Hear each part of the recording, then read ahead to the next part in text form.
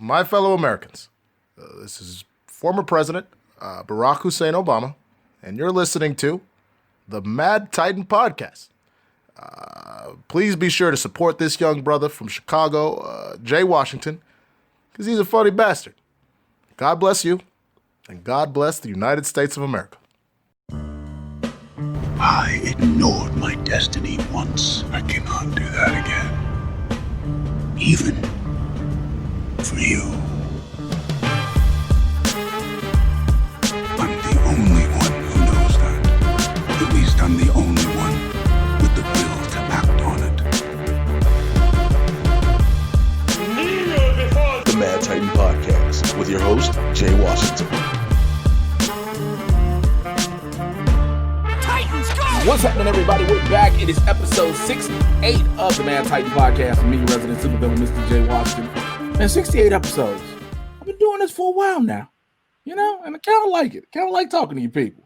Kind of like having fun. Thank you, everybody who checked out episode 67. Thank you, everybody who's giving the comments, the love, the sharing, the feedback, the ratings, all that, man. You're the reason I keep doing this shit week in and week out and find a reason to want to do it. I love it. I love talking about the shit. I have fun talking about it. I'm a nerd at heart. And so it's like, yo, give me another reason to keep spreading it to the masses. But anyway, this might be a shorter episode because it ain't a lot of shit to talk about, but I get it should be short in that regard. But the person I got on with me this week, me and this nigga gonna talk. I already know how it goes. He was on this show before, and I hadn't had a chance to bring him back because he out here trying to be a superstar in these LA streets. He be too busy for people, and his phones be dying and shit too quick, like he tell me. Stand-up comedian, actor. You can check out the Give Me 5 series he has on YouTube. My man's BT Kingsley. What up, bro? What up, though, man? Jay, hey, man, it's been a long time, man. I know, right? You out here looking like you just got out. See, y'all can't see the video version of this. BT out here look like he just got fresh out the joint, got the do-rag on, got his Muslim beard. Yeah, right, man. You got, I'm going to try to do 360 patterns on my waves again because 360s last a long time. You could be horrible, but the waves will still be sitting there. What? It just be heavy. Heavy ass waves. Just heavy waves. It'd be a whole little t-shirt, but yeah, they gotta let us out, man. I'm sick of this, bro. Hey, bro, let me tell you something. I've been running home. Like, I'll go home for a couple of days to Chicago just to get away from everything and come back. Just because, like, I'll go home just be by myself. You know what I'm saying? Just lock up to myself. But I'm out of LA. You know what I'm saying? I'm out of the vibe. And so come back and then lock myself up here. It's like, I don't want to just stay here and just look out my window like it's a sad ass good times. You know what I'm saying? I can't just be looking out of this window, nigga. You know where I live. I'm just looking at traffic. I'd be mad. Is that one part of good times at the end? Good times. The one you just sound like you crying? Yeah, the end where it sound like the nigga's really suicidal saying good times. You know, that old song sound like it was so joyous until you get to the end, you realize, oh, that ain't a happy song. It's a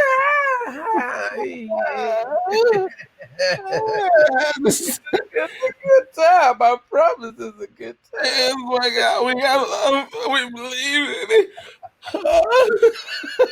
Temporary layoffs, good time. Easy credit revolves. It's gonna be like somebody was predicting the future of that theme song, nigga. They was like, it's gonna be this thing called Red and Center. It's gonna fuck niggas over.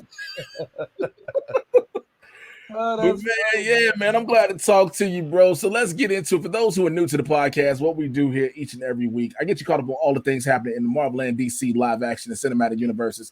I tell y'all all the time, this is barbershop talk for nerds. So we keep shit A100. And I remember the first time I was trying to get BT on here, it was after he saw me on Marvel Movie Dude. He was like, I can come do the podcast with you. You know what I'm saying? We always talk about it. Because I didn't know, you never know who really is into the shit. You know what I'm saying? You never know who's really into it. You never know who's really a part of the nerddom. You know what I'm saying? People might like the movies, but they don't know too much about it. And they don't want to go full in depth. They just want to be like, yo, I just like the movies. And that's fine.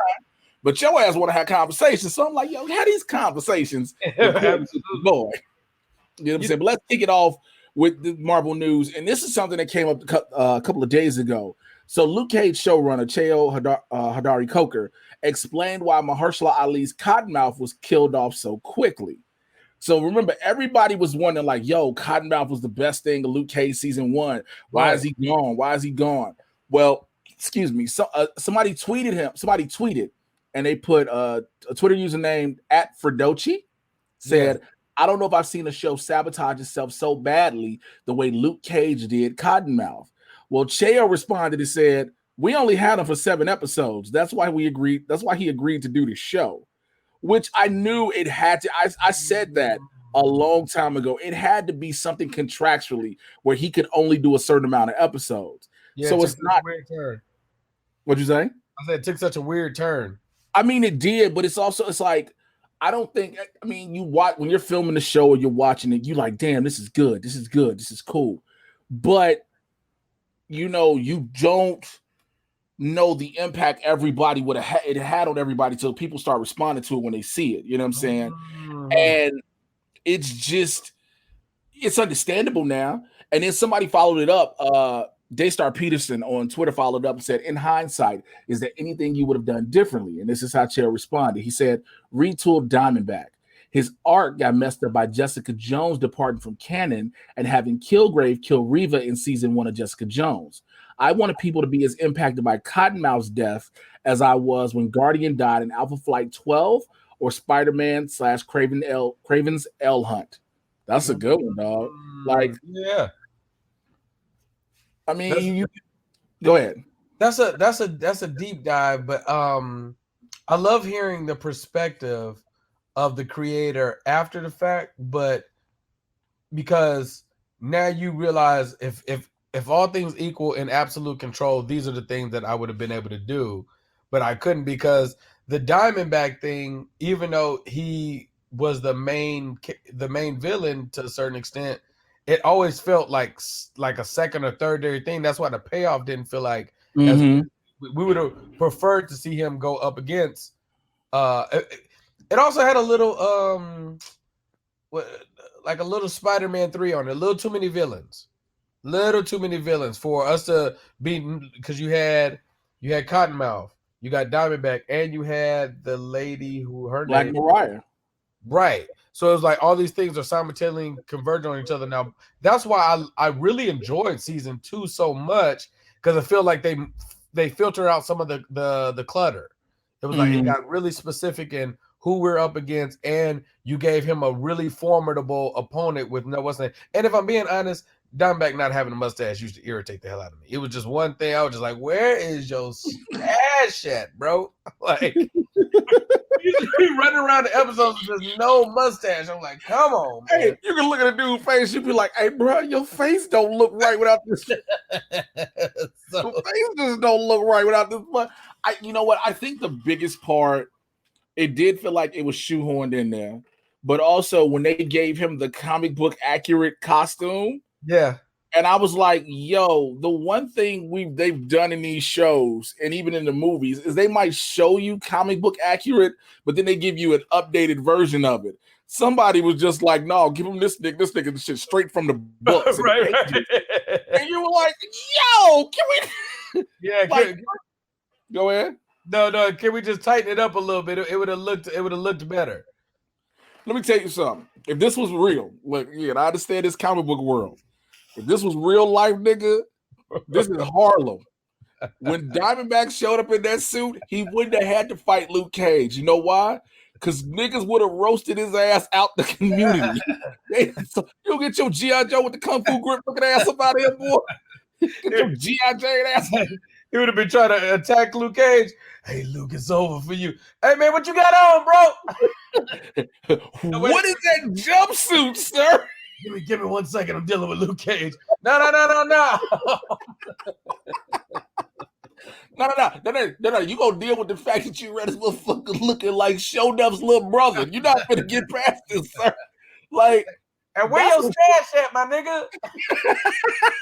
Just through the whole fight is a nigga in the background yelling, where your stash? Hey, fam, this nigga ain't got no mustache. Yeah, that's not important. I'm trying to deal with Luke Cage. Yeah, that would have been. It was. Luke Cage has really great moments. I think we was all happy to see the character, but I think that it was cast well. But at the end of the day, man, you start talking Mahershala. Mahershala just gonna always bring something super epic to a script.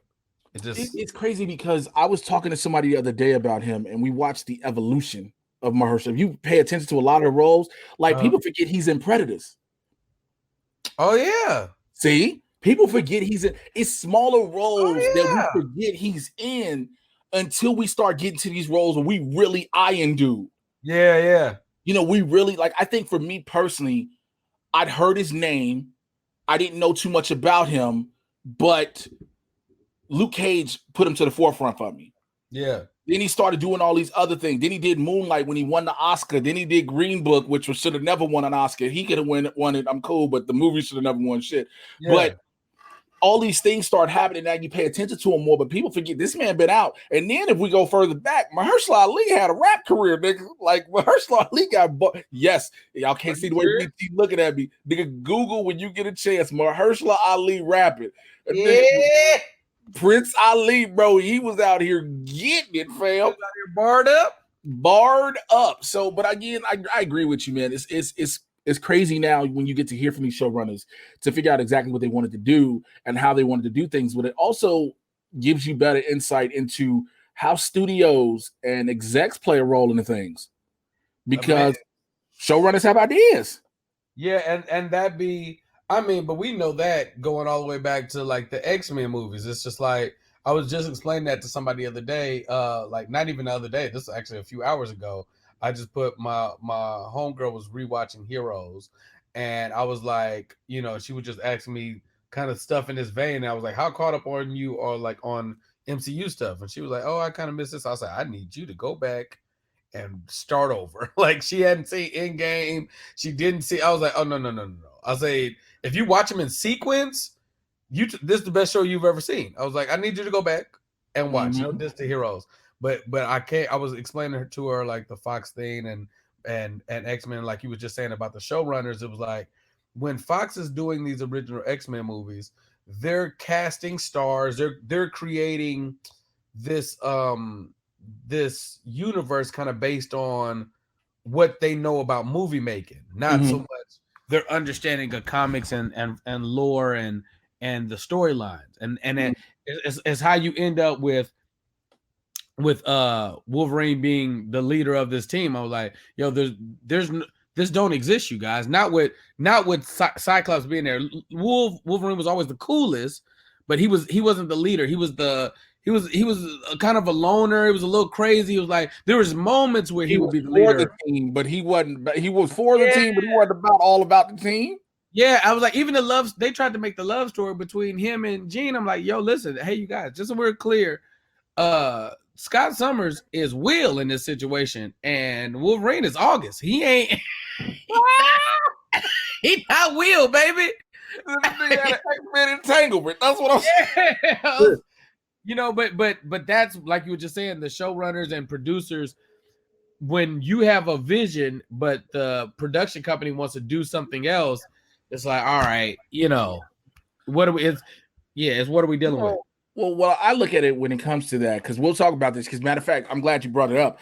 The original X-Men movie just celebrated its 20-year anniversary. Yeah, man. Okay, so when you think about it, this is the first time ever we've seen the X-Men in cartoon form. We've always read the X-Men in comic books, but this is the first time you're putting the X-Men on the big screen. And so, righteously so, in order for it to work, you're going to cast some A-list stars. You're going to fill in a few spots with people you might know of, but you might not really know of. But as a whole, you're going to try to put power behind it. It's a gimmick because you want to sell a movie. But you do, and again, you have to take some liberties to change, because not all the time do the comic book pages translate completely directly on the screen. You know what I'm saying? They don't always translate the same. Granted, we get lucky with a lot of movies where the directors of the movies are fans of the project, and so you get certain comic book accurate scenes that unless you're a fan of the comic book, you wouldn't know what it is. Absolutely. But when you have somebody like, I don't think many people remember James Marsden. Like, they didn't know that this is a dude from Superman Returns, and he's done a little small of the roles. Hugh Jackman is on the come up at the time. You got Halle Berry, who is an Oscar winner, I think, by this time. Yeah, she won the Oscar for Monsters Ball by this time. So you got her, you got Famke Jensen, then you got Patrick Stewart. You know what I'm saying? As your Charles Xavier, you got Which is great. Ian McClellan as your Magneto, Rebecca Romaine Stamos as your Mystique. So you filled in these roles very well. But now you got to sit there and say, well, the comic book says that Cyclops is the leader. This is the dude that we got to focus everything on. But you're like, will anybody really get behind Cyclops on screen like that? And that becomes an issue. And then we find out people were just like, well, let's just gravitate towards Hugh Jackman. And he became the revolving force around the whole damn X-Men saga. It was literally him and Jean. Yeah, but you know, like I do, now that everybody's back home, there's no way in hell that Feige allows that. So that's a good. So here, I'm glad you brought that up. You know, just so y'all know, BT ain't even seen my run sheets. I'm glad you brought that up. As I was bringing up the 20-year anniversary, they've been talking to different members of the original cast, and Famke Jensen said she is open to returning as Jean Grey, and she hopes that it's a more female-led team of the X-Men. This is what she said. She told the Observer, "I think the question more is if they would have any interest in bringing me back. With Days of Future Past, there was a surprise way of reintroducing certain characters that had been killed off. In some people's cases, it was to bring them all back as well as the younger versions of their characters. I'd be curious to see what happens with Marvel films, but yes, I'd be open to it." Now, she also says she hopes that the future of the franchise, like I said, is the MCU is female-led. She goes on to say, "The one thing that we can say for the X-Men is that there are a lot of women in our film, strong superhero women. I think diversity across the board would be amazing. There's no shortage in any of these X-Men of what you can do and what you can find in terms of diverse characters. I'm assuming that's what they'll do anyway, but that is where the work should be headed anywhere. The only way I can see them coming in first, let me say this first, is using the Doctor Strange Multiverse of Madness movie into the Multiverse of Madness. Not even just that, WandaVision, because that's probably why you had Evan Peters coming back to play a mysterious role when he played Quicksilver in the X-Men movies. You could use them as a glimpse, but I don't think you use them as, yo, these are the X-Men you see. It's just like, these were X-Men. This is the multiverse, blah, blah, blah. Done with that. As far as the female-led characters, yes, I agree. You definitely can do that with the X-Men. And you can do it with multiple teams, because I know I have a lot of female listeners, and I appreciate y'all all. So don't think by any means I'm going to shut this shit down before y'all start coming at my head. And, I come at you back, and then I'm like, I'm sorry. They did the moment with the A-Force. They're supposed to be building on that. I don't think you can just jump immediately into having Storm as the leader of the X-Men out the gate. Right. The whole mystique being a part of the X-Men with the rebrand, BT rolling his eyes. The whole mystique being part was because you had Academy Award winner Jennifer Lawrence, and you're not going to have her as a secondary character. She's going to be a main focus. I don't know. I don't think. But see, I think if you introduce them, you have to introduce the base. And for me, and I think many would agree, the base would be what we saw in the cartoon. Right. Because that's what a lot of people have gravitated to. Okay, so another thing, like the one of the things when you hire these big stars and you're making a movie based around that as opposed to servicing the material, the thing that the reason we're here and the reason that we're excited about this stuff is because this writing is arguably some of the best writing that's ever been written. So it's like, forget, you take any novel you want and you compare it to some of these comic book storylines, and I feel like they hold up really strong, right? Like the Infinity Saga storyline, or you start talking Civil War storyline, or you start talking X-Men versus Avengers. Like, you got really, really powerful storylines here. So this is where I get a little problematic. I am not pro changing stuff just for the sake of diversity, even in favor of Black people. It's like, you guys, I'd rather you do the things that we did in the legacy right, as opposed to just changing it just for the sake of changing it. Like, so like, if we're talking X-Men, right? I think it's safe to say that we know Scott's the leader, but G1's a strong 1A, 1B. Like, she was always right there with it. So I have no problems with Jean being a very powerful force and name and being able to have her say so and just as equal as Scott. I just don't want a weak Scott Summers. I believe the whole thing crumbles if we do not. And like, okay, now we're talking in the technical acting things. Yes, not being able to see his eyes is going to be, you know what I mean, as a professional actor, it just like takes something away. I get all that, but we have to figure out a way to make Scott Summers a character that's important, because if not, a lot of stuff gets lost when he's just like this subsidiary character of the team. It's just like that's gonna be an issue. I'm totally okay. I would say if Gene's 1A, 1B, I would say Storm's maybe 2. Like I have Storm if you go that right, with a stronger voice than Wolverine. Like I got her. Well, like Storm has always been the second in command. Yes. So I'm totally okay with the females having a very powerful voice. I'm good with that. Just do not come up here and if you have Scott Summers minimized like you did. One, I don't know why Jean Grey even loves him, because that was one of the things she loved about him was his leadership, was his, you know what I mean, his fearlessness. It's like, how do we ever get that that in the what's the storyline where Scott and Wolverine are literally on the opposite side? It's more recent, the one where the young lady dies. It's like a more recent storyline, but it's really good. And Scott and Wolverine are going at it. It's Civil War, but it's Civil War within the X-Men. Okay. And basically there's there's one of the mutants that's new to the team. They take her out into the field and she ends up dying. And Scott is livid about it, and so is Wolverine about the reasons on her being out there. And they go at it. And it's like, bro, you lose incredible storylines with having a weak strong characters, whether black, white, gay, straight, male, female, trans. You do better with everybody having a strong voice than minimizing other voices to make other voices elevated. Okay, I agree with that all the way through. Here's my only question to that. How do you do that? How do you successfully do that in a movie? Now, I know a lot of people who are listening will be like, well, they did it in Avengers Infinity War and Endgame. But the thing is, you have to realize that built up 21, 22, 23 movies to be able to show you everybody is strong on the screen. Yeah. You get what I'm saying? You can do that. I'm 100% in agreement with you. Like, you can definitely do that. But the thing is, you can't just, I don't think it's any way possible to make all of them as strong and dominant as you want. Somebody has to be the lesser. Yeah. I'm Jubilee. No. Which a lot of people still are pissed off about that. They were like, yo, they just made Jubilee a tour guide, which I was like, yeah, they did. I'm okay with subsidiary characters.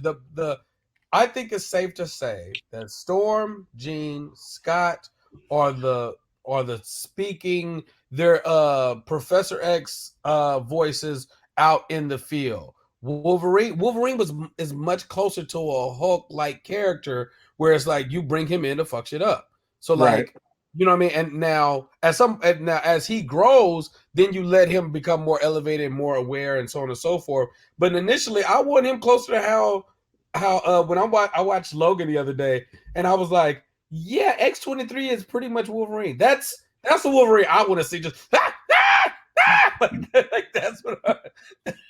that's what I want to see. I want to see him just off his Richter, barely being able to keep control, consistently having to have conversations with Professor X. I don't know if you need to elevate. I don't know if we need another Professor X focused thing. I would much rather Professor X be a little more in the background. But again, that goes to the actors you cast. Again, absolutely. You cast a Patrick Stewart. You're not going to have Patrick Stewart just in the background. Yeah, absolutely. You're just not going to have him in the background. So just maybe less stars, man. I'm pro with. I think that's the only way you can go, because now the X-Men are established. They've been in the movie universe. They've even been rebooted. You know what I'm saying? After 2011's First Class, they've been in the universe. You only need one real star, one or two. Right. You don't need the entire team to be these stars, because James McAvoy was that dude. Michael Fassbender, that dude. I love him. Jennifer Lawrence, again, Academy Award winner. You know, you're putting all these major players in focus, and again, you got to pick somebody just to be the star. Because again, you try to make Mystique the star of these movies when it's like Mystique's a good character.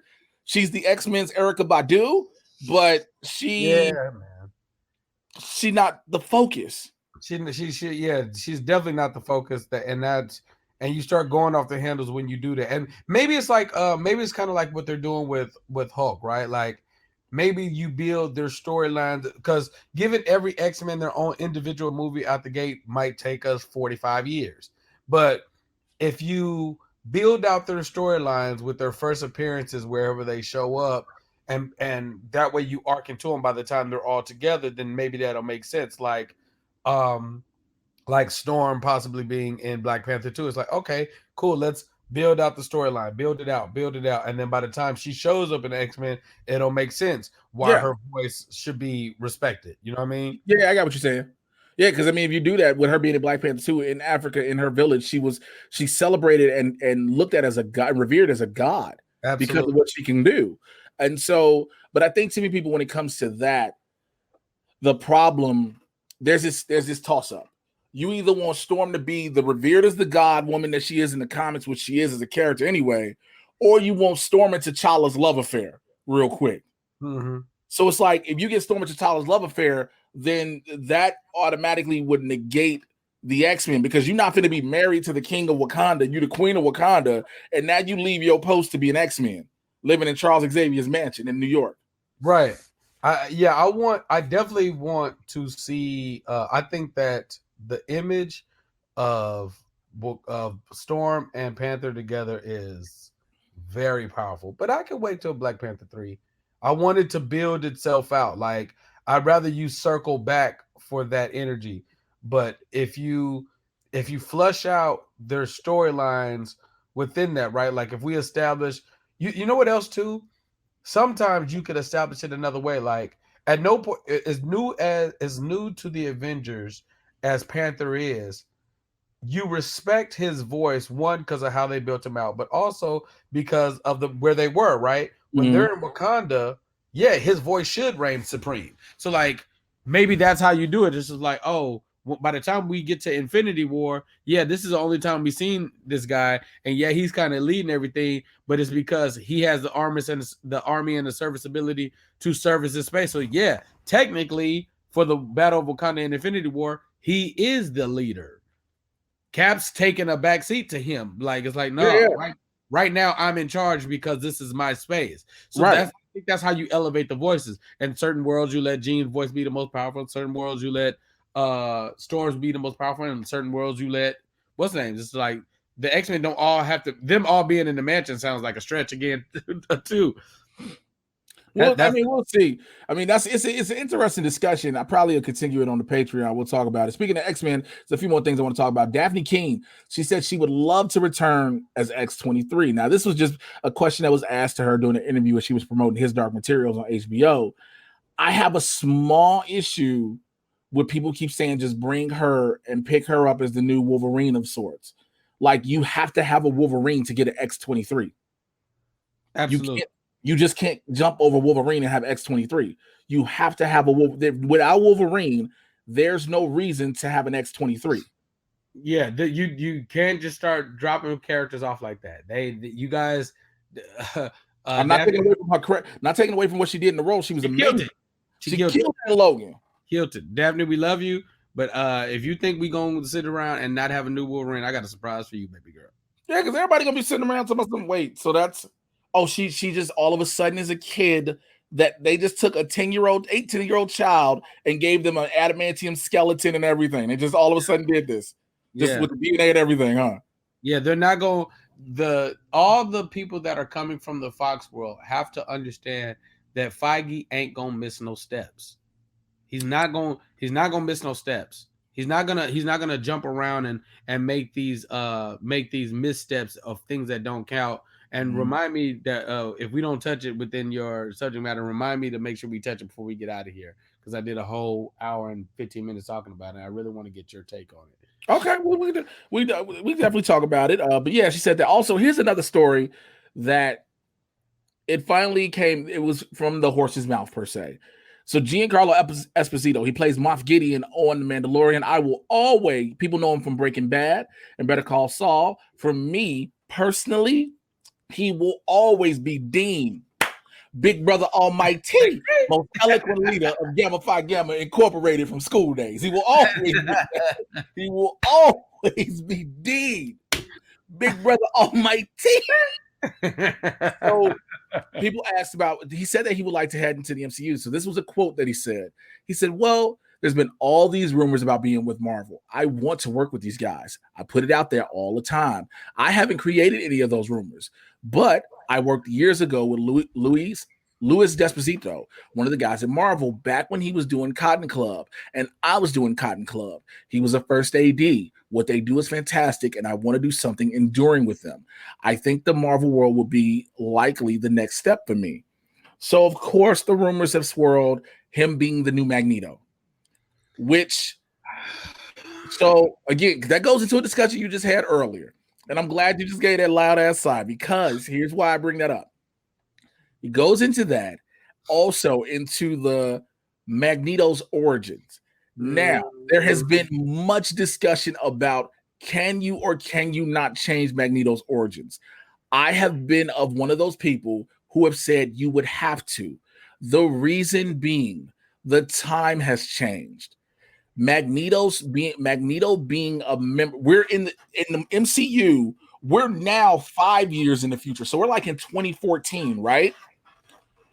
Magneto could not be a Holocaust survivor and be taken as serious. He was older in the X-Men world, the original X-Men world. Yes, it worked because of the age and the way he used them. Magneto, if I'm not mistaken, let me double check and Google when. This is the weirdest thing I've ever Googled. Oh God, my history is going to be so weird. When was the Holocaust? So 1941.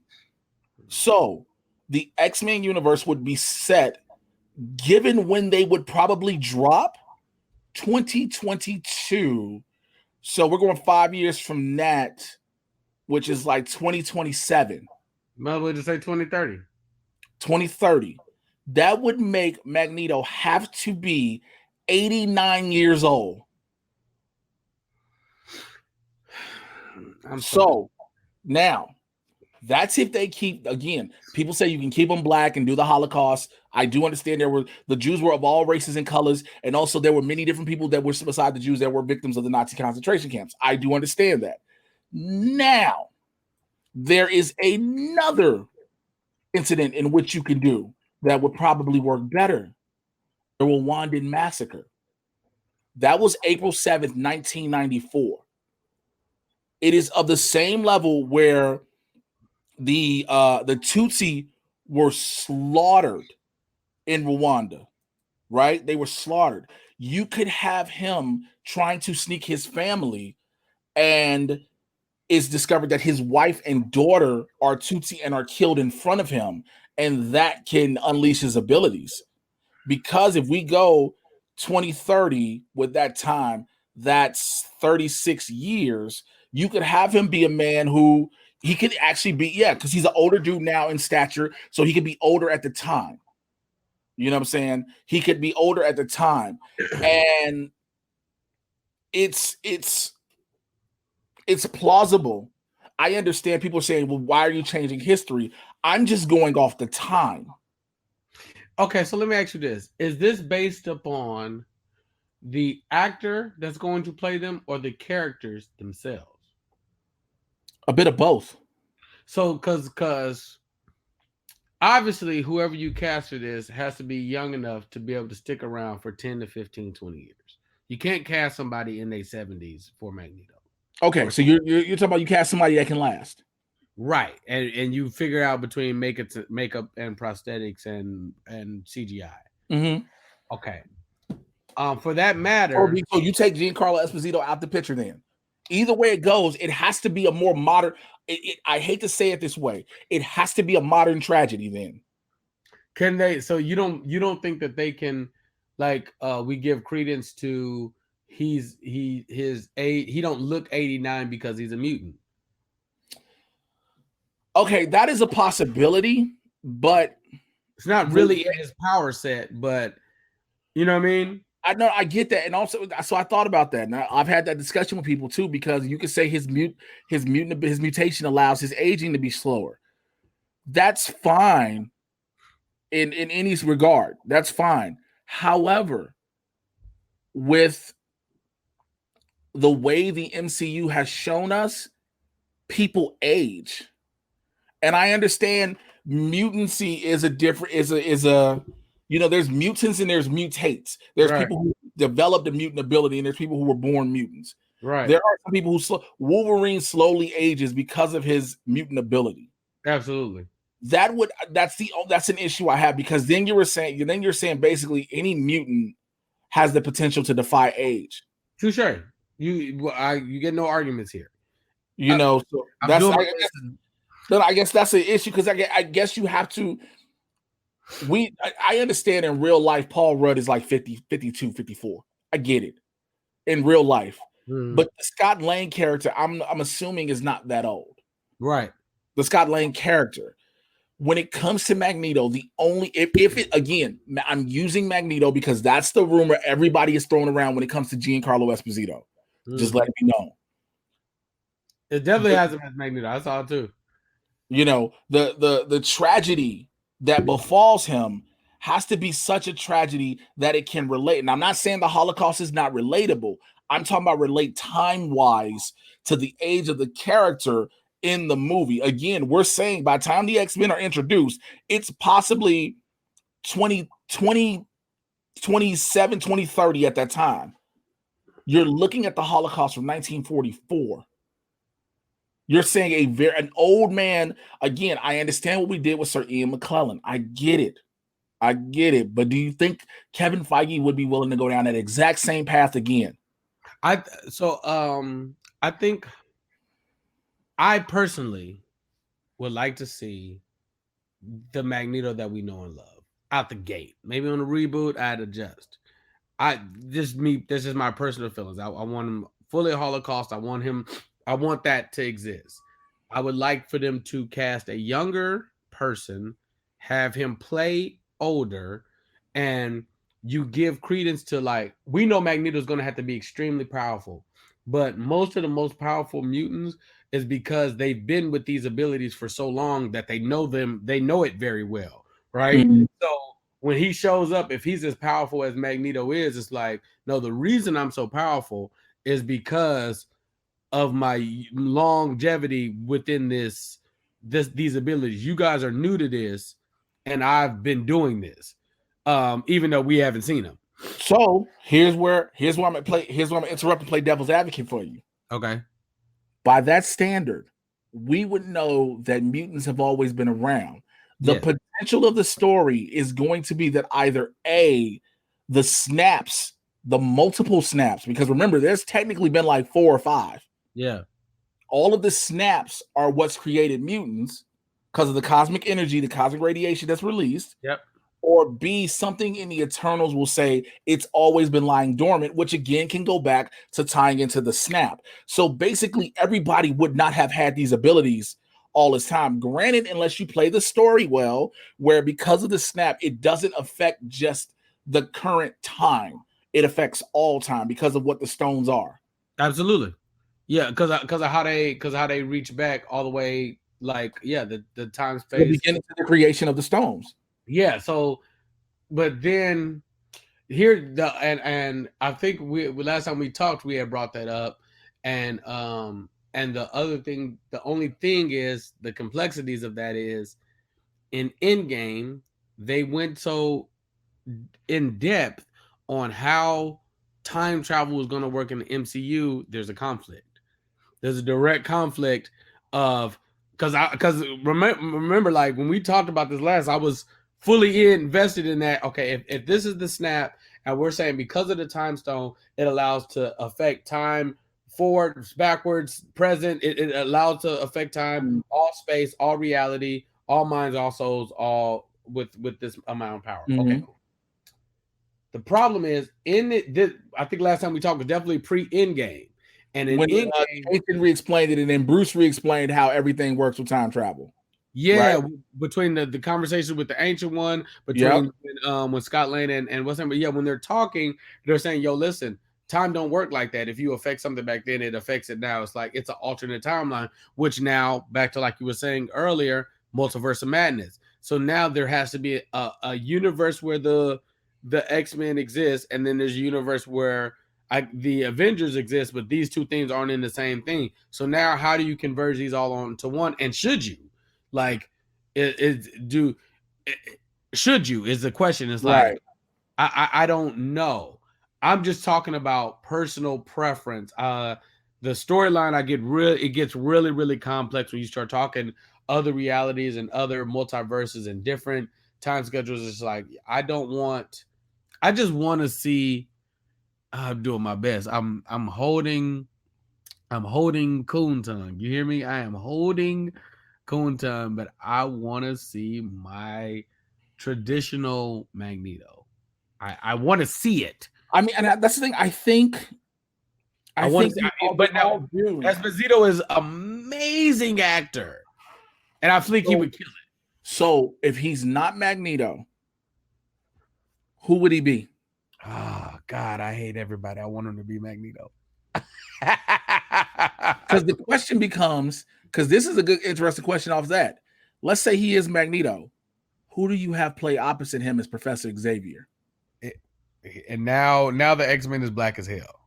Because if we're going and now back to what you were saying a second ago, that leads some credence. If you ask RIP Uncle Stan, this was Malcolm X and Martin Luther King, so it's not far-fetched. It's not far-fetched that they're black. It is not. It is not far-fetched that the X-Men are black. It is not at all.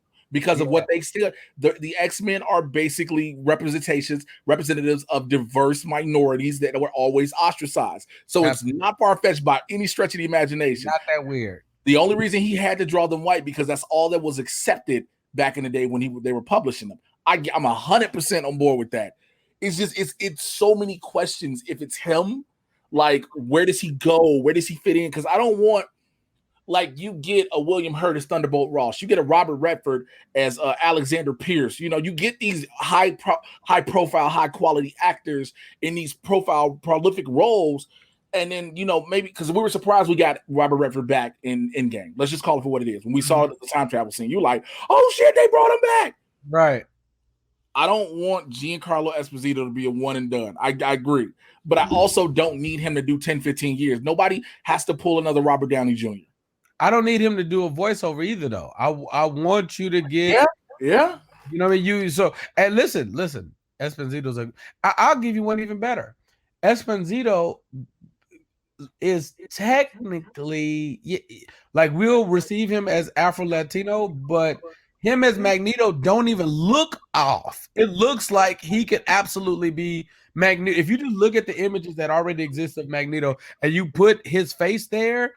He has a like a multi-ethnic face where he could just be like a more olive-skinned white person. Like he could just have the color in his skin where like he maybe is he white? He's clearly not white, but is he? I mean, again, the possibilities with this. If he's black and Professor X is black, I just feel like that takes away from Storm being black. It's just like, oh God, oh. It's such an in-depth conversation, man, that we can have on that. It's so deep of a conversation where that would go. Let's go over to my DC movie news. So, have you been watching Doom Patrol? I have not. Yo, you don't. I know it's on HBO Max and DC Universe, and you might not have those, but listen, Doom Patrol is arguably one of the best superhero shows ever. So, bro, if there's any reason you need to start watching it and wait for this great thing to happen, there's 2 words I need to tell you: sex ghost. That's all you need to hear. Nigga, they're a sex ghost. And when I say they're a sex ghost, bro, there are sex ghosts. This is hilarious. I'll tune in just for the sex ghost. So Doom Patrol was supposed to have more episodes, but its filming was cut short because of course due to COVID-19. And so that's why you're only getting 9 episodes this season as opposed, I think, to 10 or 13. But it was going to always have an abridged season, but COVID-19 stopped the filming, which I was like, all right, cool. Speaking of filming, the Batman is set to resume filming in September, but due to the way the restrictions are, there will be no behind-the-scenes set photos. Here's the thing: I have zero problem with that. Yeah, I'm kind of indifferent. I just want the movie to come out. Just make the movie good, you guys. Stay focused. I don't need I feel like everybody be like, yo, we need to see set photos. Why? And side note, is Patterson, is he young enough for we could just keep a Batman? I'm sick of switching Batmans, you guys. I'm not. Well, it's not, I don't even think it's is he young enough? It's called is the actor willing to stay in the role. You got to have actors who are willing to stay in the role and willing to do it. Again, Chris Evans was young enough to where he stayed in Captain America so long. Chris Hemsworth, he still is Thor until they officially kill him off and move forward from there. Robert Downey Jr., he chose, I mean, granted his career was shaky before Iron Man, but after Iron Man, his career picked up and back on track, and he decided to stay on.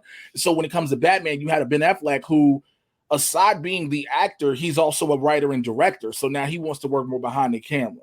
Yeah, I didn't hate Affleck as a Batman, side note. I didn't hate him because I knew what he was. He was that older, ornery Batman, like, fuck all this. Like, he was that point, I'll shoot you in the face and don't care. Yeah, absolutely.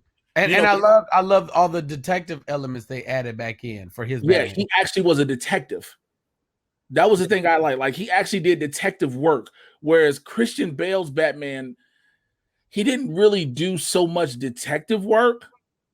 I mean, I understand it was, we saw the beginnings of them, but we always know Batman is the world's greatest detective. Absolutely. And if we don't see you doing detective work, it's like, nah. But I think it's just the actor. And to be very honest, the way he's been talking, I do not see Pattinson lasting more than maybe 2 movies. God, that stinks, bro. I do not see. And I know people always say, well, why can't, because we compare it to Spider-Man, how we always getting different Spider-Man and shit like that. And people saying the story of seeing Batman's parents killed to the equivalent to seeing Uncle Ben get killed. I don't want to see either one. I'm over it. I'm over it. I understand that makes them who they are. I get it. You tell me it happened. You don't need to show it. Yeah. And I don't show it at all. Don't show a flashback. Don't show me nothing. Just talk about it one time. Homecoming totally works without them ever even. It's like, oh yeah, it was this thing. I get it. We get it, bro. We get it. Right. I think they realized it was like, yo, do we really need to show y'all Uncle Ben died? No. We get it. Uncle Ben, we know who Spider-Man is. Spider-Man got bit by a radioactive spider. His uncle died. We get it. Uncle died, now he here. But yeah, they won't have any set photos. And again, I'm not worried about it. People be like, yo, I want to see all these behind the scenes set photos. No, because also another thing I was going to bring up is when they do these behind the scenes set photos, the level of speculation that always come out, like, yo, so what does this mean? What does that mean? Like, how about you just wait till the fucking movie comes out? Call it a day. I talked to Tony Baker the other day. Tony said he don't even watch the trailers anymore. He don't want to know. Yeah, I remember him saying that. Which I've been, by the way, Tony, and you can talk to him because I've been trying to get in touch with the nigga for a minute. I've been trying to get Tony ass on here. He's too busy. So tell Tony, be like, yo, Jay said you need to bring your black ass on here. Okay, every time I hear Tony, I'm like, yo, what up? He was like, yo, why don't you come up pocket? Oh man, let me know when. Nigga, I'm letting you know when. Let me and in other DC news that I have, so Justice League's Darkseid's actor Ray Porter said he's cool with having his role be recasted in Ava DuVernay's New Gods. Like, I don't see. This has been my problem with the whole Snyder Cut shit. This goes back to this. Again, I know a lot of my listeners like, here he go again. He's fucking right here. He go again. Because of the Snyder Cut, we're supposed to see all this stuff that we never saw. That was, of course, there was stuff that was cut that wasn't allowed to happen. Blah blah blah. Everybody thinks that every single actor that played a role in that movie or part of that movie will now be able to go forward in DC's new vision of their universe. Right. That ain't always the case. You know what I'm saying? Like, yeah, he's Darkseid in that movie, but Ava DuVernay may have something completely different planned that doesn't involve him. She said Darkseid will be in the New Gods movie, which it should be, but it doesn't have to be that actor. Yeah. And I think some people be forgetting about that, like, oh, well, it has to be this person. Now you forget Warner Brothers has a completely different direction now. They do not want to go super dark with their universe. Really? They said that was the reason. So aside the untimely loss of Zack Snyder's daughter, which forced him to pull from the project. One of the things Warner Brothers was doing, because also they were paying attention to fucking Marvel, which they probably shouldn't have done, but they saw how Marvel's movies were attracting more because it was lighter in a sense. The elements were lighter. The color, not even just the story, the color scheme, the way the film was shot, it was lighter and brighter. Yeah. You know what I'm saying? So that's why after like Justice, when Man of Steel did well, it was cool, but Warner Brothers wanted lighter. But then you had Batman v Superman, again, still dark, but at the same time, Zack Snyder seemingly only knows how to do dark type movies. If you look at Watchmen, you look at 300, you look at all his track record, it's only dark. He can't give you, I haven't seen the lighter element. If I'm missing it, let me know when y'all listening to this. But I've not seen a lighter side of it from Zack Snyder. So they wanted to go lighter. That's why Wonder Woman looks lighter in a sense. It has, and when you get to, and when the scene, so Wonder Woman is a picture perfect movie till the third act. The third act is produced in part, that's Zack Snyder's doing, the third act of Wonder Woman.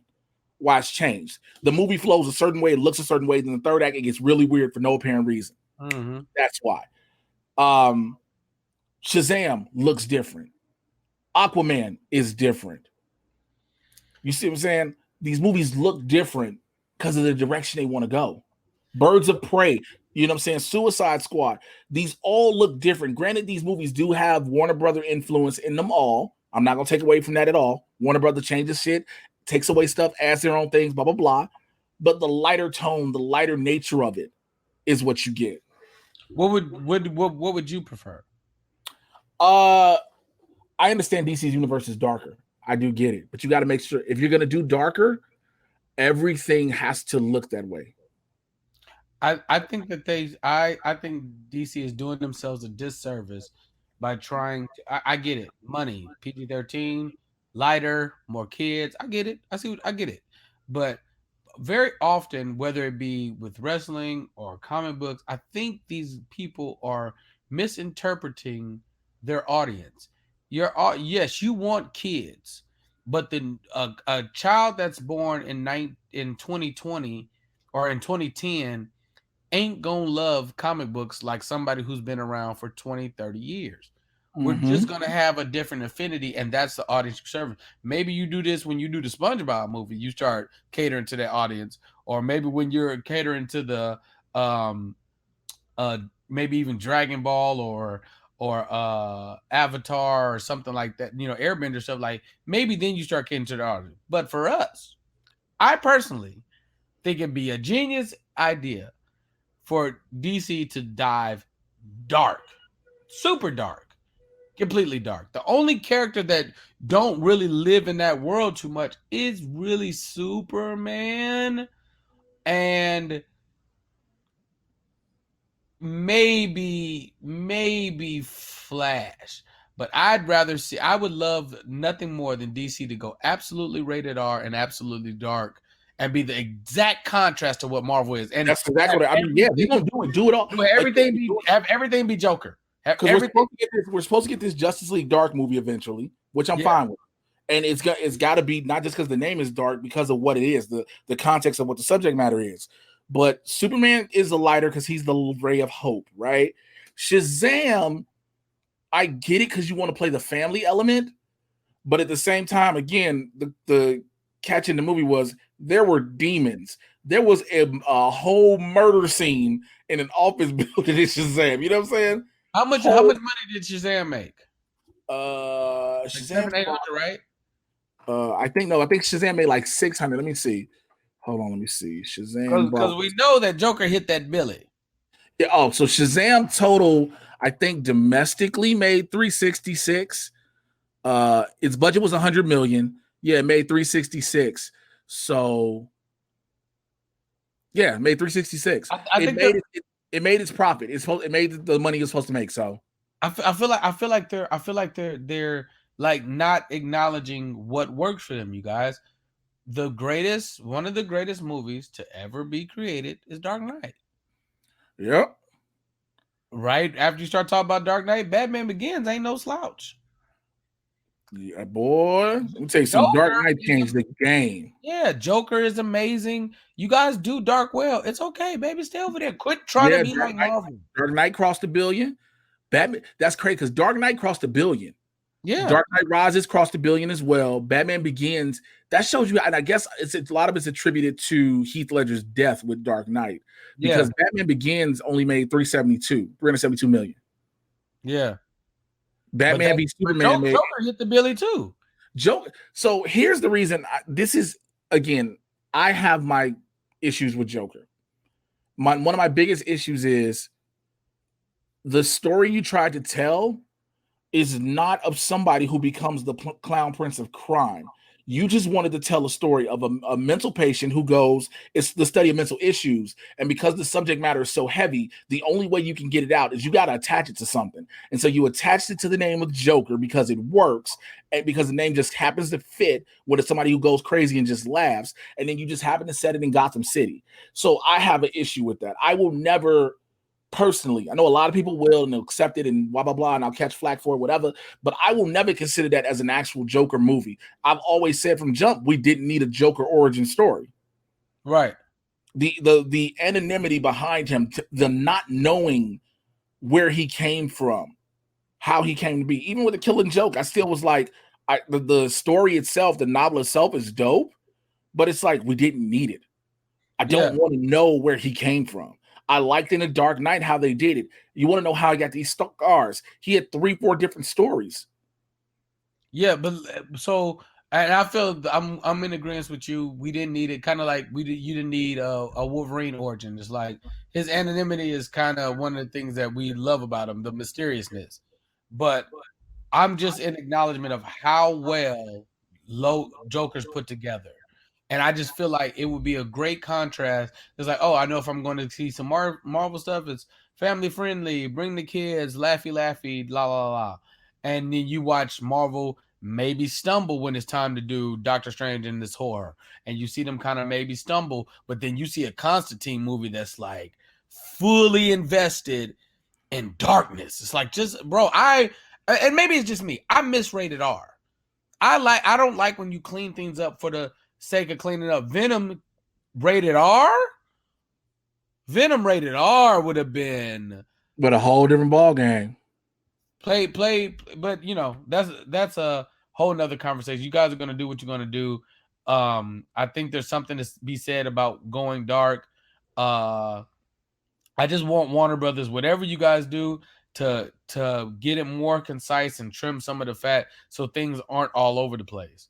Because we want to, I love a good movie, and I think this is something that the actors and maybe this is something that I'm sure the industry is not keeping up with, and I know the actors are also. Actors are not really paying attention to it, especially if you're not a fan of the comics. For all the actors, because I know you got industry insiders that listen to you. Let me tell you something, you guys. This comic book thing isn't going nowhere no time soon.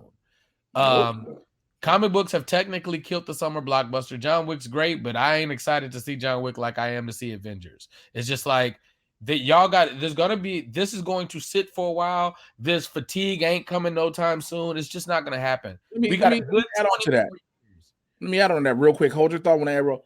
And It's not just Marvel and DC. Oh, yeah. These other franchises that have now been auctioned off, these properties have been transformed into TV series and movies. It's not going anywhere anytime soon. Right. So you guys might as well get comfortable, figure it out. If you want to play in this world, you want to be Scorsese and have your comments. Hey, go on over there. It's fine. I'm not gonna be excited, baby. There's gonna be because anybody that's just because you'll meet those people just like I just don't want to watch it. Superheroes. I listen, you guys. These are not just good superhero movies. They're just the best movies out, you guys. It's just this kind of is some of the best storytelling and story writing that exists. So I would implore them to find their footing, figure out. You know what I need? I need focus on Green Lantern. That's what I want to know. That's what I want. That's a series. So that's a series. They're waiting on some stuff. I just was talking to somebody, one of my buddies whose potential has some talks about Green Lantern. They're figuring out everything with that, but that may be still going to HBO Max because it's going to have that budget behind it that it needs. Which Lantern? That is still up for discussion because there's still the Green Lantern movie that's in discussion. So you don't want to do the same lanterns. I mean, you can do the core for the movie, which is supposed to be the buddy cop, but then you can still do a core for the TV show and just pick out which lantern you're going to focus on. Y'all got to get it together, man. Tighten up, you guys. We're all excited. We waiting. I'm gonna watch everything. Right. I mean, that's what I tell people at the end of the day. I'm gonna watch it, bro. Listen, let me tell you something. I'm gonna step outside of the Marvel and DC realm real quick. I've recently just watched The Old Guard on Netflix. Woo, that was great. It was a great movie. Didn't know it was a comic book movie or graphic novel. Didn't know that. Now I'm watching Warrior Nun. Didn't know at first. And so how's Warrior Nun? Warrior Nun is actually dope. But there is the saying of, if it's comic book related, like unless the story sounds extremely stupid, I'm watching it. Yeah. And even if the story sounds stupid, again, you got me to watch a talking raccoon and a talking tree. And you loved them. And I love them. I got a baby Groot around here somewhere. You know what I'm saying? You got me to watch a talking raccoon and a talking tree. I can't say anything else about that. Yeah, so let me see. My Doom Patrol reviews are up with Winston A. Marshall on the channel. My Stargirl reviews. Have you been watching Stargirl? I have not been watching Stargirl. Yo, Stargirl's legit. I bullshit you not. It's a dope show. It's shot well. Like, yo, they gave Stargirl a budget, bro. Okay, all right, because you know CW be slipping on the budget sometimes. Well, that's because it was a DC Universe show at first. So I brought this up. So it's a DC Universe show in itself at first, but it was being shared with the CW. Well, now for its second season, it's going to be straight a CW show, and that makes me nervous because of the, like you just said, budgetary issues. Yeah, because you don't want them walking around that cottonmouth suit. Well, the suits are already made. I'm glad the suits are made. I just don't need the suits to start looking like, oh no, we just put some fabric together and call it a day. Right. The seamstress was like, fuck this shit, I quit in the middle of making a costume. That ain't Stargirl, that's H&M. How the fuck she got on this Abercrombie outfit? What kind of crime are you fighting? So I have no calls this week from the hotline, which you can get your calls in 818-276-6947, 818-276-6947, nor emails, which I'm surprised this week. No emails either at madtitanpodcast@gmail.com, madtitanpodcast@gmail.com. You can always hit me up with those, and I will answer those here on the show if they are worthy of being answered. Because some people send emails, it's like, you just kept sending shit just to send it out. Okay. But I think you said something you wanted to talk about. You had a discussion about, though. So I had a full deep dive the other day. I've been going back, and I went back and watched a fair amount of the movies in the MCU, and now I'm going back and I'm going to watch everything in like timeline order. But how do you feel about this Black Widow isn't dead thing? I'm convinced she's not dead. I'm convinced that Widow's not dead. One of two things is going to happen in the Black Widow movie. Either one, we're going to her and Belova had a face swap, and I believe that when Belova takes over, I believe that Belova will be moved in, and it'll be the actress that's playing her, but she'll have all the knowledge of the previous Widow. So a couple things happen. One, I'm watching the movies, and I watched Iron Man 2, and this is what set it off. Because in Iron Man 2, this is the only time that we see Black Widow and we're not privy to the audience is let in that she's double crossing us as an audience. It's the only time, because we see what happens with her and Happy in the ring. But outside of that, every time she's double crossed us, we had no idea it was coming. We didn't know when she was doing it to Loki. We didn't know when she puts Hulk in the hole. We didn't know it when she double-crossed Panther. We didn't know it. We never know when she's double-crossing us. And but that's what makes her so dope, though. I'm convinced that her death is a fucking double-cross. I'm convinced that something happens. I don't know what happens. I know in the comic books that there's a storyline where her and Belova change faces. I know that happens. A straight up face off. No, outside of the derailing mask, because that's a whole nother thing. Eliminate that technology. They switch faces, right? When she shows up in Infinity War, her hair's blonde. This was the second thing that triggered me with the fucking hair. Yes, there's been storylines where her hair has been blonde, but Mhm. we know Belova's a natural blonde. You can change what your face look like. You can't change how your hair grow Your out of roots. your head. So by the time you see her in Endgame, I believe she's in shambles. She's like, I'm supposed to be dyeing my hair, but I'm supposed to be keeping up these appearances, but fuck, half of everybody just died. Like she was privy to that because she was on the battlefield when it happened. So okay, go ahead. Okay, so fast forward to when they get to Vormir, it's like, well, how can the Soul Stone with no yada yada yada? I believe that the Soul Stone operates under this. Whoever is receiving the stone has emotionally love and care about whoever's going over. Not the as far as Hawkeye is concerned, he absolutely loves the person that went over because he thinks it's fucking Widow. It's Natasha. But if Natasha had stayed and Hawkeye would have went over, it don't work. The stone don't work because Belova don't know this nigga like that. And the reason she would, in the essence of why she would sacrifice, why would she do it, is because she was present when half of everybody got wiped out. She was there. She saw, and whoever she cares about in her life, she understands that this is an important thing that I have to do now. So when Belova shows up, and she's like, no, it's me, Natasha. She won't have her face because her face is splattered on Vormir.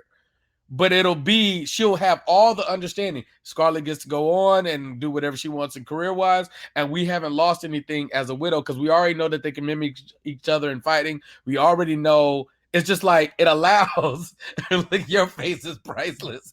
It's like it allows for a new understanding for us to have Widow, still have the storyline, still have all her legacy, but have a new actress in the space. And I believe here's another thing. The reason that the Avengers lost to Thanos in Infinity War was for one major reason. It's the same reason they lost in Avengers 1, because they're not together. You guys are not together. Everybody's on their solo mission. The team's not whole. Well, what made the team whole in Avengers 1? It was Coulson's death. Well, who was there to witness that? Fucking Widow. I believe she's almost making herself Coulson by bring them together. Come on. I might be wrong, Jay. I can very well be wrong, but I am convinced that she's not dead. I am. The hair, bro. The hair's on. So the hair for me could be this key that it is Yelena Belova. It could be Belova. It could do that. But also, the hair for me always had me under the belief that she was a Skrull. But at the same time, the hair was because they were on the run. Remember, Steve grew his whole beard out. Yes. You know, hey, I'm not arguing, baby. Man, I hate you because now you put in my head.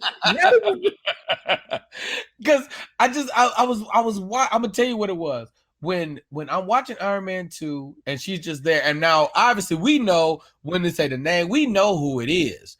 But when she's doing it, I was like, oh, this is the only time that as an audience, we were let in on the fact that Widow is playing a trick on everybody. It's the only in Civil War, we don't see it. In Winter Soldier, we don't see it. We never are let in. Iron Man's like, God damn, I thought you'd be tired of double crossing us. Black Panther's like, hey, I told you I'd help you find him. I never said I was gonna let you catch these niggas. Like she's consistently a spy throughout the films, except for in that movie.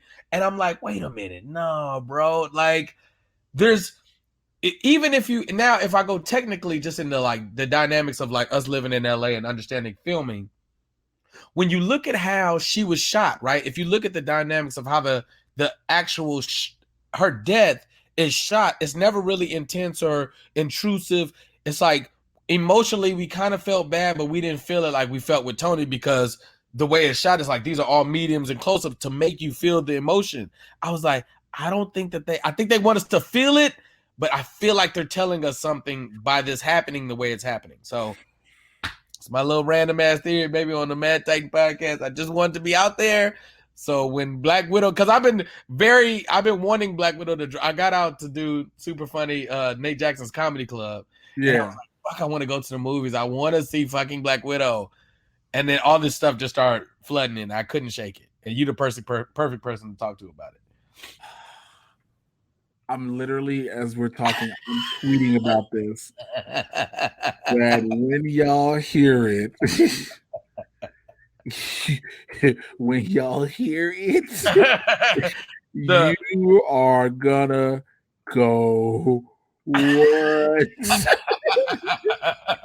What the because it is so plausible.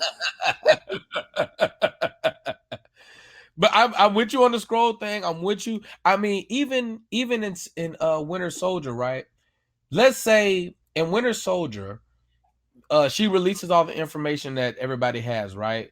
But What when if the she information was on her? because what if she's just keep researching the information? Because when she's talking to Zoloft at the machine, he says, she was like, how can you guys know about the future stuff? He was like, how could we not? Because the technology that we're using to build our stuff is it's the Tesseract. We're using alien technology to build shit out. So Widow might even be privy to the information that, oh shit, Thanos is coming. She might have known before fucking everybody at this point. Okay, now I think that's a stretch. The only person that knew Thanos was coming, the only person that knew that had real thoughts in the beginning was Tony. Then eventually, because Tony had him in his mind, he never knew what everything was. Right. Thor finds out, yeah. Come on, man. Hold on. Jay, when they got Sitwell on the roof in Winter Soldier, right? And he's like, Doctor Strange is like, when he's talking about Strange and somebody in Cairo who we know is Moon Knight, when he's just like, he was like, how can y'all, they literally asked the question, how could you know about stuff that's going to happen in the future? And Zoloft says, how could we not? And then we Sidwell already says know what's going to happen. And Sidwell says it takes people's past and predicts people's future. So I just got an idea. Hey baby, I'm just some random ass nigga that loves this shit. I just got a feeling. One, I'm convinced she's not dead. I'm convinced she's not dead. So here's my thing with that. The Black Widow movie is, I've always said it's an origin story. I've always said it's a prequel. And then for a while they were like, well, it's not a prequel. Yes, well, it's not an origin. Yes, it is. It's the origin of the new Black Widow. It's not the origin of Natasha Romanoff. It's not the origin of her. It's the origin of Yelena Belova being the Black Widow. That's what it is. That's what it is. So, because now you'd have to explain. Fuck B, because what has to happen then? Fuck. I don't know. I don't know why. Because she gets past the mantle of Black Widow. Yeah. Which means in a post-credit scene, she has to show up to the current day Avengers. Yes. And when she shows up, she's like, no, it's me, Natasha. I just got a fucking new face. And she'll know everything. She'll know everything that happened pre that. How about even the way that her and Hulk interact? Because she don't know this nigga like that. They was in love and tongue kissing in the mouth last time we saw them and taking showers together and all kinds of weird shit. But when she shows up in Infinity War, she's like, hey, nigga, what's up? Because I guess, and that was a thing too, because when Falcon says this is awkward, but because it seems like it's under the impression that now her and Steve are an item. Touche. Hey. Come on, man. Just hey, man. Listen. This is gonna fuck with my head for bro. This shit was keeping me up. I literally got online on YouTube and just got online at like 1:45 in the morning. I was like, you guys, I just have to say this shit because it's fucking driving me crazy. Because the hair, the one thing that Widow has consistently done to us is that bitch is consistently double cross. But the problem is, again, the Soul Stone knows, right? Yeah, you would think. But again, the way you said the soul, it knows you give up what you love. Yes. Hawkeye loves, he loves her like a sister. They love each other like brother and sister. Yes. Even, I mean, listen, there's even something to be said about Red Skull saying the name because he says Natasha, so I could be wrong. He says son daughter of Ivan. Right. He says, and he was like, and then because Hawkeye even says, you know what? I'm finna let me see. Hold on. He says it. He definitely says that. So it's like Natasha Romanoff father. Now, if we find out that they both brother and sister, or Red Skull is just here to collect souls for the Soul Stone. He's like, I don't give a fuck how y'all do it. Y'all get up there and one of y'all go die. somebody go get active up there. See, because here's the fucked up thing. So Ivan Romanoff is her father, of course, right? Mm-hmm. But it just says Ivan. And I'm reading, and they say Ivan is probably a reference to Ivan Petrovich, who in the comic is her adoptive father, who trained her to be a spy, which in the same sense would train. I mean, because in that aspect, and the father-daughter thing, Thanos ain't really Gamora daddy like that.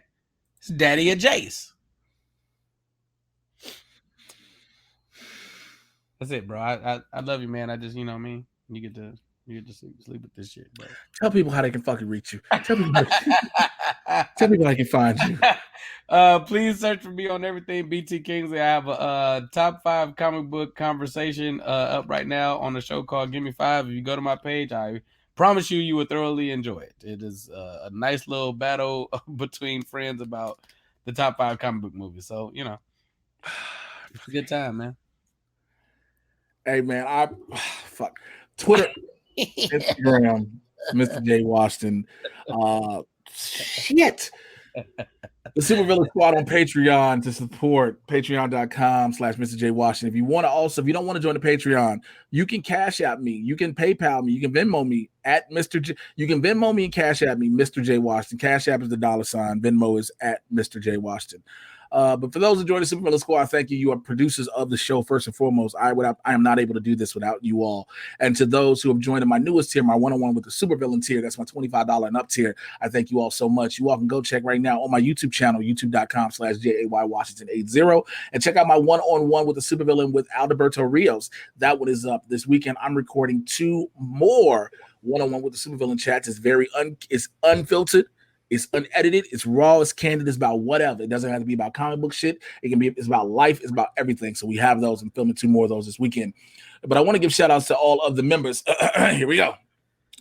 Adam Collins, Alberto Rios, Adelia Chamberlain, Ashley King, AZ Badfish, Brian Kimmett, Brandy Parker, Brock Severson, California Joe, Cheryl Corman, Christopher Connolly, Casanacha Lobe, Dan Bimke, David Adams, David Gaines, Deontay Clemens, Dizzle, DJ Snacks, Edward Wilshire, Fanboy Cantina, Fillmore Pockets, Fred Castillo, Greg Morrissey, Hank Staley, Hillary Nellums, Jake Icavetta, James Martin, Jared Simpson, Jason Inman, Jeffrey Chadorn, Jim Mason, Jim Payne, thank you for being a member of the one-on-one tier, Joe Crack, John Mariano, John Lestrina, Kirsty Oliveria, Kyle Grandinetti, LK, Luis A. Torres, thank you for being a member at the Supervillain one-on-one with the Supervillain tier, Marcus Kennedy, Marcus Burton, Mike Moore, Mikey Lito, Paisley Darts, Randy Constance, Raul Alejandro Mendoza, Rudy Waweda, thank you for being a member at the one-on-one Supervillain tier yourself. Also, brother, Samir 5, thank you for being a member at the one-on-one tier. Steve Tozen, the Prince That Wasn't Promised, and Travis Earl. Thank you all for being members of the Supervillain Squad on Patreon. I appreciate you guys more than you all know. Again, if you're listening to this and you're like, yo, Jay, I want to support, but I can't do it the monthly with the Patreon. How do I help? You can Cash App me. $, Mr. J. Washington, Venmo at Mr. J. Washington. Trust me, it all goes to everything to help out, because in these day and age, with not being able to work and do what I used to do, it is rough in these streets. I told you the YouTube channel, youtube.com/JAYWashington80. Check out the Stargirl reviews that are up there, the Doom Patrol reviews of myself, Winston A. Marshall, reviews for the Old Guard on Netflix. I might do a review for Warrior Nun and some more stuff as well, so go ahead and check that. I'm gonna watch those out too, man, because I trust your reviews, man. Yeah, appreciate you, bro. Stargirl and Doom Patrol and Warrior Nun. Yeah, please check those out. Also, make sure you are checking out Blurs in the Hood with myself and Winston A. Marshall live every Tuesday on the Blurs in the Hood YouTube channel and the Blurs in the Hood Twitch channel. YouTube.com/BLERDS, the letter N, THEHOOD. That's YouTube.com/Blurs in the Hood. That. Oh yeah, and I think I got everything covered, man. Again, to the homie, the bro, BT Kingsley, man, I hate you for what you have just put in my head. Because there is gonna be in my motherfucking brain. Thank you and appreciate you, man. I will holler at you guys next week. Till then, Appreciate you having me, bro. take care. I'm out of here. Bye.